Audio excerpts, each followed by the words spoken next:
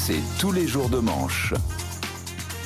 Bonjour à tous, j'espère. Salut Arnaud. En plus, ce matin, vous avez vu, on a une grande nouvelle. On a retrouvé Kate. Oui, les médias britanniques s'interrogeaient. Où Kate C'est non, Où qu'elle c'est non. était Mon Où Dieu. qu'elle Pas était d'accord. L'épouse du prince William. Elle était plus réapparue publiquement depuis Noël, après une opération abdominale. On avait eu un communiqué, tout va bien, et depuis, aucune info, à part une photo truquée par Kate. Une photo truquée, finalement. C'est toujours rassurant quand le peuple te réclame une preuve de vie et qu'on te balance une photo truquée pour te montrer que tout va bien. Hein. C'est bon.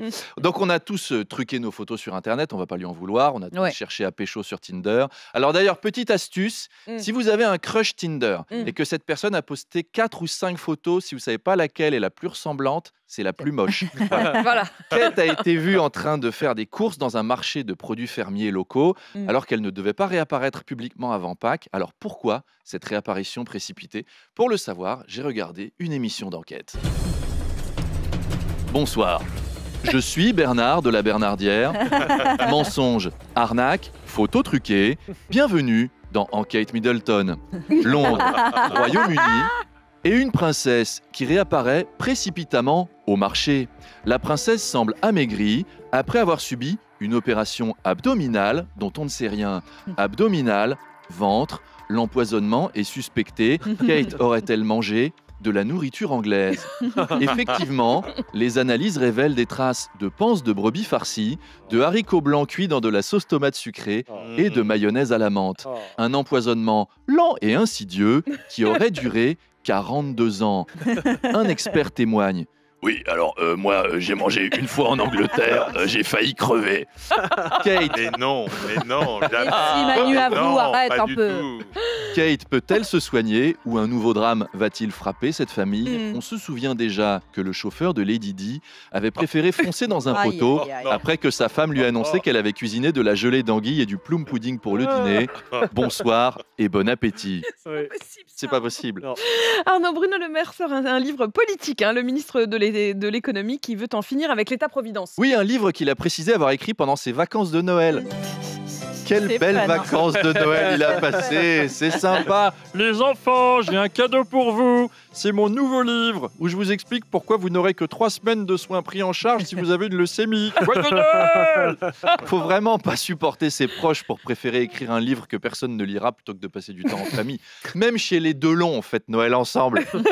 Alors pour l'instant, Bruno Le Maire se refuse à augmenter les impôts. À propos d'impôts, est-ce que vous avez vu passer cette déclaration incroyable de Gabriel Attal sur la qualité de nos impôts? Vous avez vu ce truc-là? C'était il y a Non. quelques jours, lors d'une rencontre avec les cadres dirigeants de l'État. Écoutez. J'ai en mémoire avec émotion ce déplacement à Washington, en face de l'équivalent du directeur général des finances publiques américain, l'IRS. Il avait sur son smartphone des captures d'écran du site impôts.gouv.fr qui me montraient avec des étoiles dans les yeux et même des larmes aux yeux, en m'expliquant que c'est ce dont il rêvait pour les Américains. Oh là là! Des larmes aux yeux. Des larmes aux yeux. Des larmes aux Notre yeux. site des impôts fait pleurer d'émotion les Américains. Nous aussi, on a pleuré devant le site des impôts, mais pas pour les mêmes raisons. C'est très différent.